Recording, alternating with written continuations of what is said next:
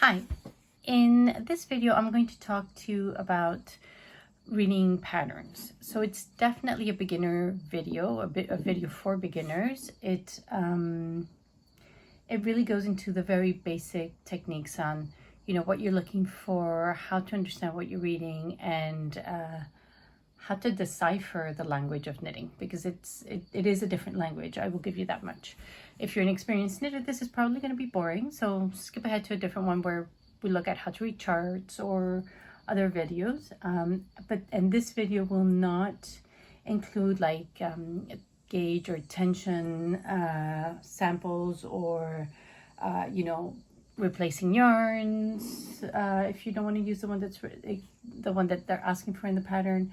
I'm also not going to go into detail on how to make the different stitches. Those are all individual videos that can be done later, but this is very basic beginners reading a pattern. So I'm going to be using a lot of different magazines and books and printed out patterns I have here. We'll start with this Knitwear from fall 2012. It's a publication that's no longer done, but during their time they had some really interesting sweaters. So when you're looking, if you're a beginner, when you're looking first of all for a pattern, you want to make sure it's something that you can accomplish, that's going to be interesting for you. So sometimes you might be somewhat of a beginner, but you want a bit of a challenge. And make sure you pick things that interest you, because that'll keep you going longer. You also have to have an idea of some things that you like or don't like, or some things that you're interested in. So for example, I know I love knitting in the round just because that means I have less things to stitch up later. But if I didn't mind, then I could work like 2 or 3 different pieces and then stitch them up later. But I know for me that's not my optimum. So as I flip through the magazine, I've come across this one and this pattern, and it looks interesting. It's got some elements of design here. This is called the Hourglass Sleeve Pullover. So it's got some different rib design here, which looks interesting, and plain stocking stitch for the body. So it's got some simple parts to it. So it's what some of us call brainless knitting, but it's also got some interesting aspects here that give it an interesting look. So I'm going to go ahead and say this is the one I want to do. So I'm going to flip over to the page where the information and the instructions are. And this is where I get a lot of my information and where I can decide if this is something, one, that I can do, that I'm interested in doing, and that I can commit to. So the first thing, and every magazine, if you're using a magazine, or every book if you're using a book, have an abbreviation section where they explain all the different abbreviations. So I mean, I won't go into the meaning of all of them, but they all have abbreviations. So in this magazine, it's at the end, and they have all the different abbreviations here. They also have a section where they talk about special stitches that they use, or so for example, they in this pattern they have right leaning increase and left leaning increase. So they describe everything in here. So if there's something that you don't understand in the instructions, they're usually described somewhere in the magazine. In this one, for example, it's at the end. This is another magazine where they have them in the middle, and this one also talks to you about yarn weight and what each yarn weight stands for. It talks to you about needles.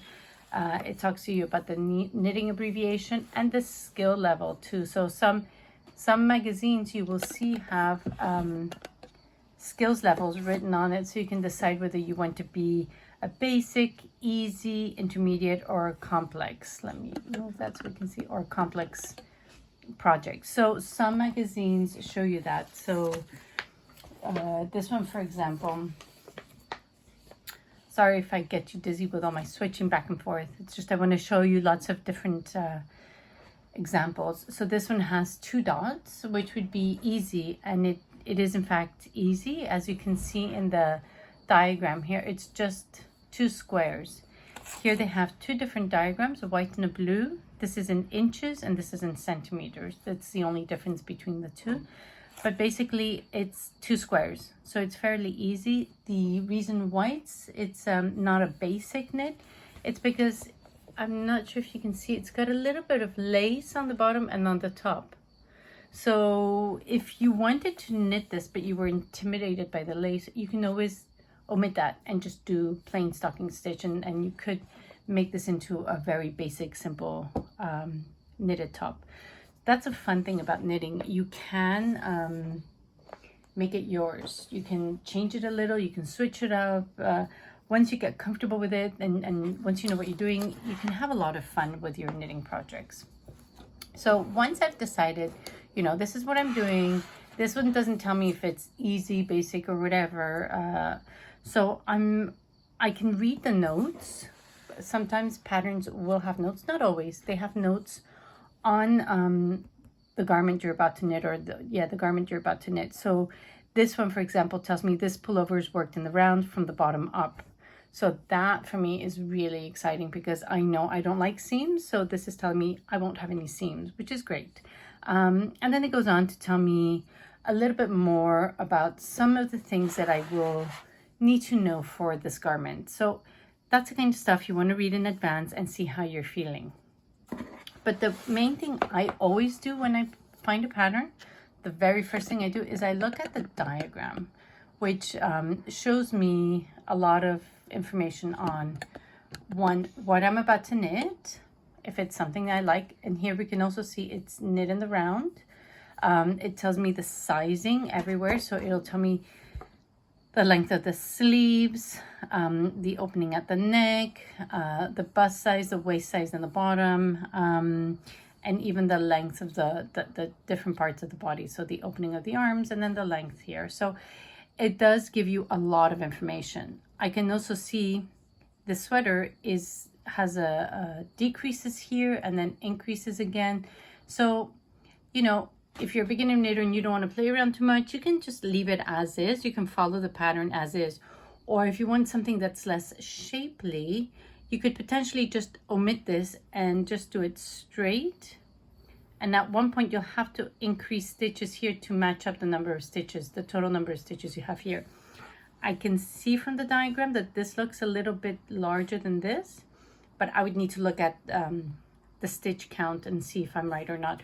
But you could potentially make this straight and have it a straight pullover. So it's, again, that's a fun thing about knitting. Another thing you can do is like, for example, I have another one here. This one is a very simple sweater and it's got 2 fronts and 2 backs and they're exactly the same, but you have to knit them up individually and then stitch them up. So instead of sewing them together, I could cast on the back stitches or the front stitches. It's the same number. So I can cast on the stitches, put a marker, cast on the back stitches, put a marker, and then just work in the round up to about here, which is because this is all done in the round. I can do it all in the round. It's all stocking stitch. So the fun thing about knitting your own projects, you can vary it and alter it so much that you're comfortable with it. So yes, first thing I do is I look at my diagram and make sure it's something I'm interested in. You can find diagrams that are a little more complicated. So for example, this diagram here, let me zoom out for you. This diagram here is definitely more challenging. I mean, the pieces don't look that hard, and if I read the notes on this pattern, it's pretty simple rectangles, and it's just how you stitch them together that it gives you a particular look.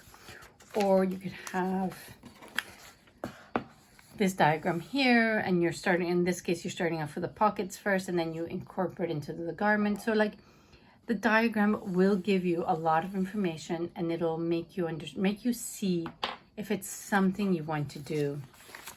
As I was looking through these magazines, I found 2 actually that I really thought were interesting. So there's like, for example, this one where you knit the front and you do an opening for the neck, and then you flip over and you do the back, and then all you need to do is stitch up the side seam here. But it's got a beautiful back with a lace chart, and it's just really interesting, the things that you can find. Another one that I found that I thought was really interesting, and I might be doing sooner rather than later, is this one. And it's one that you can wear upside down, and it doesn't have a right side or a wrong side. And it's a very simple, let me find the diagram. It's a very simple construction, and it's worked in the round.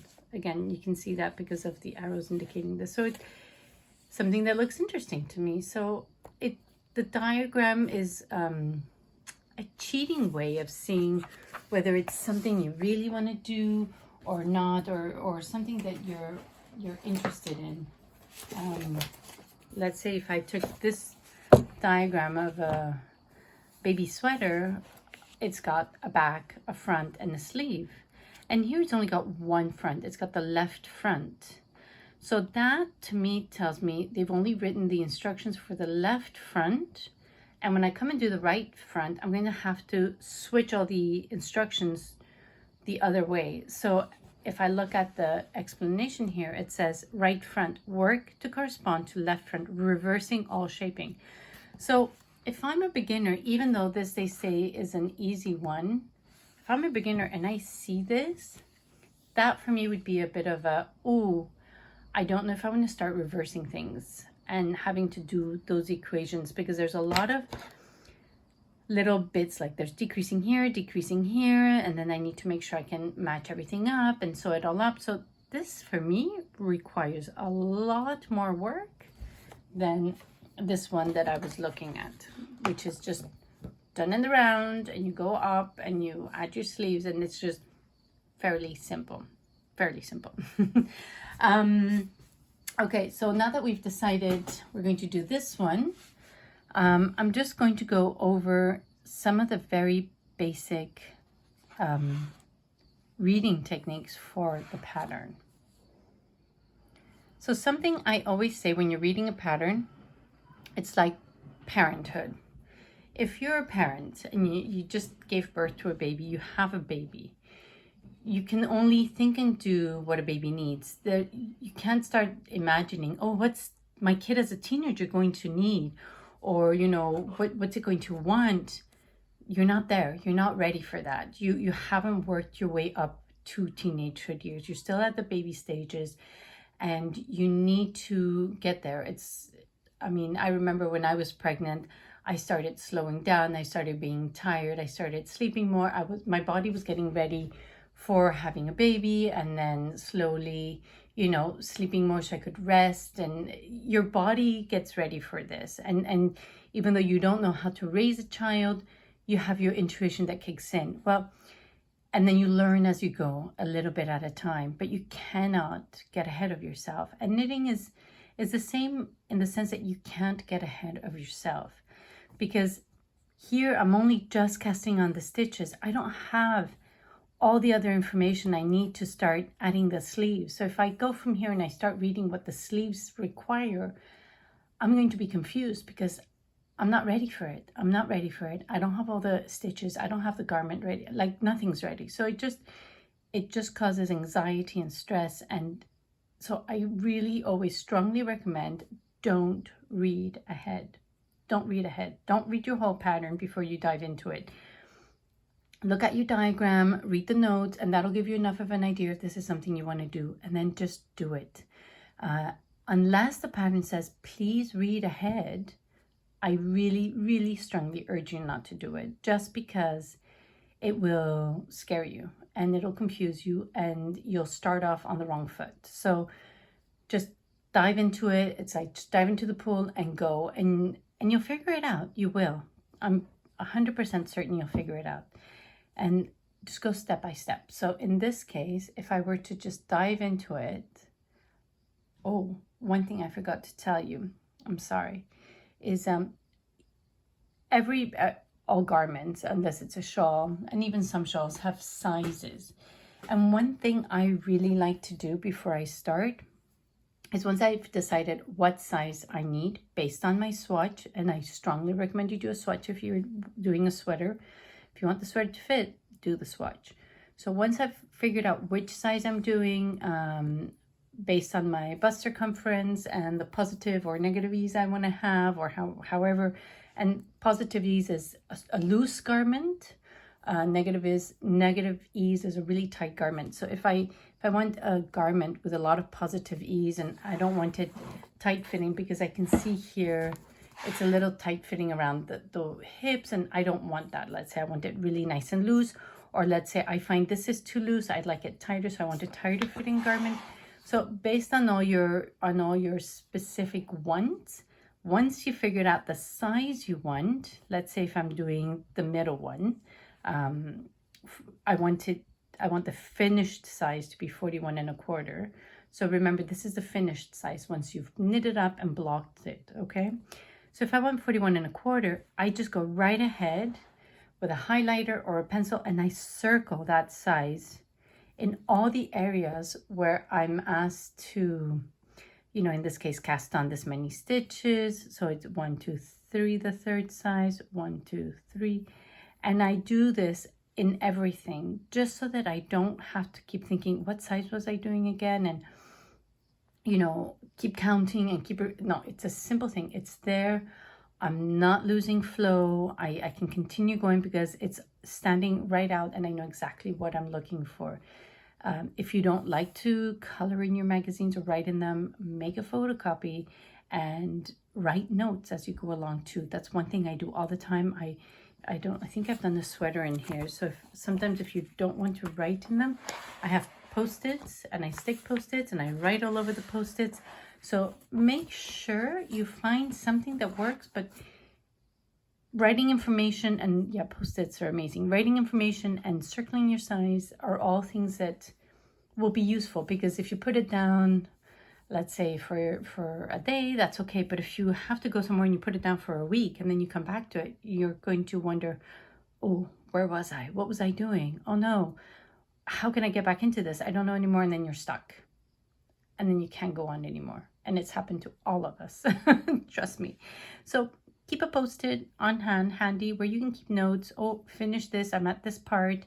And then just to keep going smoothly. Or if you need to do repeats of so many rounds, you can just mark them off on the Post-it that you've done those repeats. So now we're ready. We've got our Post-it, we know the size we're doing, we've got our yarn, we've done our swatch and we like it, we've looked at the diagram and it's definitely something that we're interested in, and we're going to do it as is. We're going to keep the decreases and increases as they are because we want something shapely, and we're ready to start. Okay, so I start. And read each sentence and do what's in that sentence. So read the whole sentence. With smaller circular needle, cast on 105 stitches, place marker, and that's now going to be referred to as PM. So when they do something like this where they write place marker and then brackets PM, from now on, it's always going to be referred to as PM. So we'll see, I'll show you here what it looks like. So with smaller circular needles, cast on 105 stitches, place marker for side, cast on 105 stitches, place marker, here's that PM, and join in the round. 210 stitches total. Okay, so we now have 210 stitches total. So that's one sentence. That's the first thing I need to do. So before I do anything else, I'm going to go right ahead and cast on 105, put a marker, another 105, and count to make sure I have 210. A really cool trick here is I put a lot of markers as I'm casting on. Like when I'm casting on this many stitches, I'll cast on 20, put a marker, cast on another 20, put a marker. And that way I only have to keep counting in segments of 20 stitches, not 100. Because if I have to keep going back to see if I have 100, it takes up a lot of your time. So, but you can find whatever works for you. It's whatever makes it easier for you. We all have our own different tricks. So now that was my first sentence, and I've got my 210 stitches and I'm ready to start. Now it says work in knit 1, purl 1, rib for 1 round. period. Okay, so that's what I'm going to do. I'm not going to read anything else. I'm just going to do that. So it is very important to notice all the punctuations and everything when you're knitting, because it will make a huge difference as to how you interpret what you're reading. And I'll show you, after I read a little bit more here, I'll show you another example which is a lot more elaborate than this. So in the next round, it says knit 1 through the back loop. Again, if you don't understand the abbreviations, they're in the back of the magazine in this case. So if I look back here, it should be in here. Here we go. Let's see if I can get it through back loop. Here it is, TBL through the back loop. So if I'm knitting this, I'm like, what is that? So no, knit 1 through the back loop. Now, if you don't know how to do a knit 1 through the back loop, that's when you go into YouTube and look it up, or you call me up, or you ask your knitting friends to show it to you. So knit 1 through the back loop, purl 1, repeat from the start. So you come back to here where that first start is, and you repeat this to the end. Okay, so that's the next round. I knit 1 through the back loop and purl 1, and I just keep repeating that until I finish my round. Okay, perfect. Work last 2 rounds. Oh, I didn't mark my size here. Last 2 rounds, 2 more times. 2 more times. So a lot of the times people tell me, well, how many times am I doing this? And in this example, it's very clear. I need to do it 2 more times. But sometimes it's not that clear. Let's go back to this top that we were looking at. Here it's an 8-row pattern. So you're doing row 1, row 2, row 3, 4, 5, 6, 7, 8. And then here it says repeat rows 1 to 8 3 times. Is it 3 more times, so 3 times in total, or what is it? Again, in this example, it's fairly clear. I have come across some examples where it's not clear at all, but this one is fairly clear. It says 3 times. I know it's 3 times more because we start rows 9 through 32. So 8 stitches times 3, 8 stitches, sorry, 8 rows times 3 will get me to row 32 in the end. So I know it's 3 times more. But sometimes it's not obvious what they're meaning, if it's 3 times more. So you need to pay attention, close attention to what they're trying to say. So in this case, it's okay, 2 more times. So there, I've done that, and then I changed to larger needles, and I knit 4 rounds. Easy, I can do that, no problem. Shape waist, decrease round. So now they're telling you you're about to start a decrease round, a round where you're going to start having less and less stitches. And when they usually put it in bold like this, decrease round, that means they're going to be referring to repeating this round a few times. So this round is going to be repeated. So let's look at the decrease round. You knit 2 together, knit 2 stitches before marker, SSK, which is slip, slip, knit, and repeat from the asterisk once more. So I knit 2 together, knit 2 stitches before marker, and then I do an SSK. And then I'm done with that sentence, right? So I move over to the next one. Repeat decrease round, so this round, every, 5th round, 7 more times for a total of 178 stitches, or 178 stitches remain. What does this mean? This is like, what? A whole bunch of information in that sentence. So I'm going to repeat my decrease round every 5th round. So that means every 5th row. So I just did a decrease round. Let me get a Post-it here.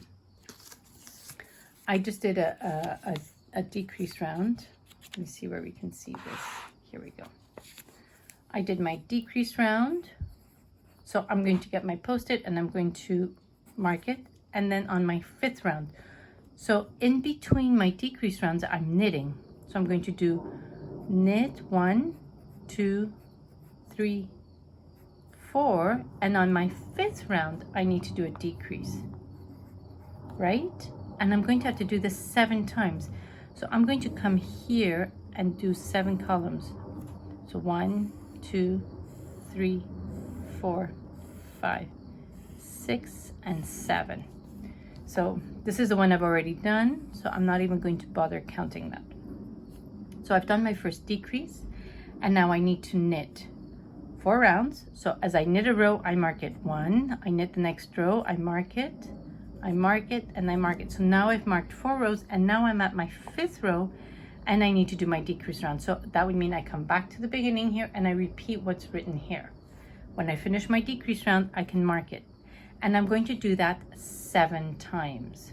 So I've done it once, and then as I do another row, I just mark them here, and then I do my decrease, and that's 2 times. And by the time I finish my 7th repeat here, I should have 178 stitches. So I'm going to stop and read and count my stitches to make sure everything is fine.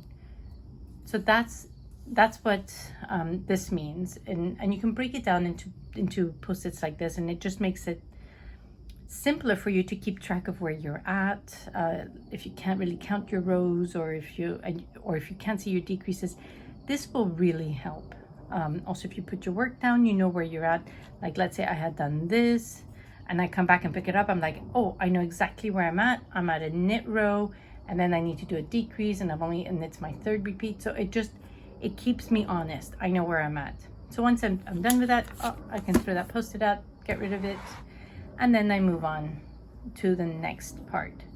Work even until piece measures, and again, I did do all my circles, 7 inches from cast on. That's for where you cast on, and it's important to always be consistent. And now we go to an increase round. So notice it's bold again.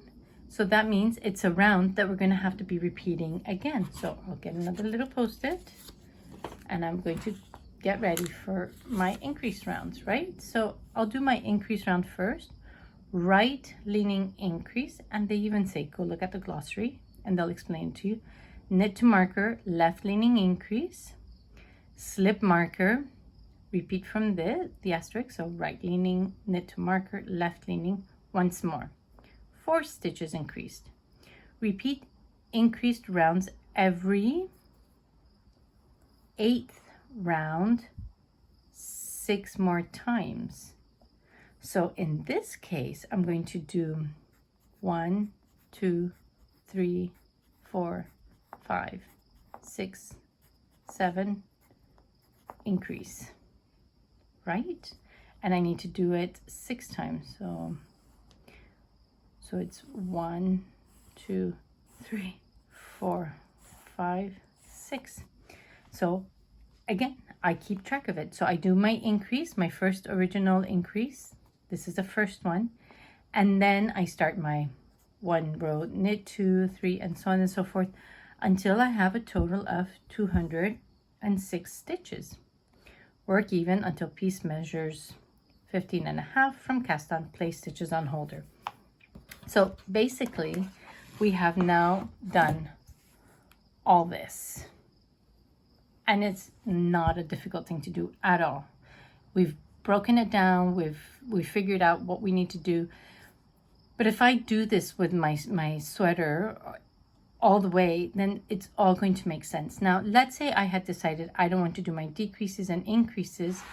I need to have, at the end here, I need to have a total of 206 stitches. And I had started with 210 down here. So I just need to get rid of 4 stitches. So what you could do is when you get to your end here, when you get to the top here, the total length of 15.5, that last row, you can do 1 decrease round, and that gets rid of 4 stitches. It's a 4-stitch decrease here. So that's something you could do if you didn't want all the shape. So just to give you an idea of how you can play with this a little bit without it being too overly complicated. So here's an example of something that's a little bit more complicated. And then I'll let you go, but just to give you an idea. So for example, here it says knit 2, purl 4, and again, pay attention to all the the brackets and the commas and everything. It's really important. And read a whole sentence. So knit 2, purl 4, purl 1 front and back, purl 2 5 times. So I'm only going to repeat, and let me zoom in. I'm only going to repeat the purl 1 front back, purl 2 5 times. Only this part, because you see there's a comma here and there's a comma here. And this 5 times is only referring to this part. So this is only referring to this. So I'm only going to repeat this 5 times, okay? Then knit into front and back front of next stitch, okay? And then I do a purl 2, purl 1 front back 5 times. Again, this is only referring to this part. And we're still in that first row.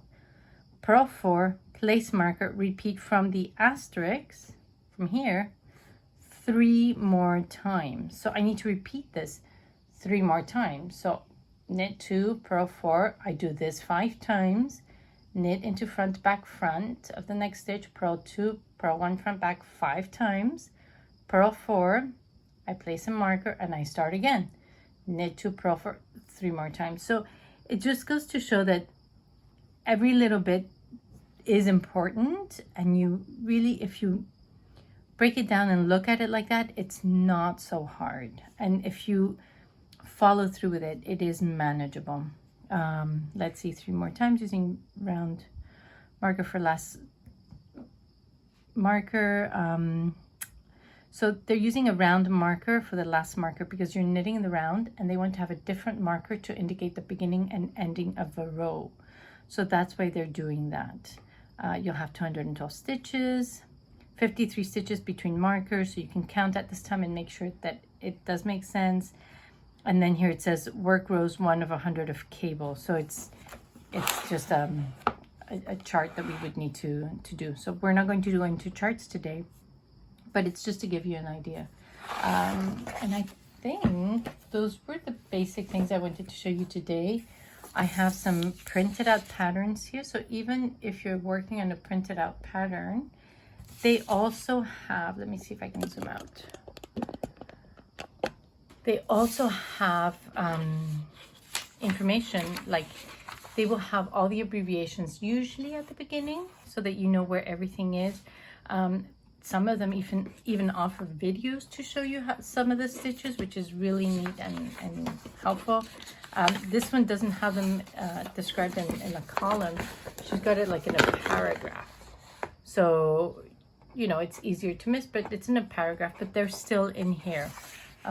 So all these, everything usually has an explanation of how to do it, and just break it down. Seriously, just break it down, look at the sentence, and just step by step, and don't get scared. Don't let it scare you. Okay? I hope that was helpful.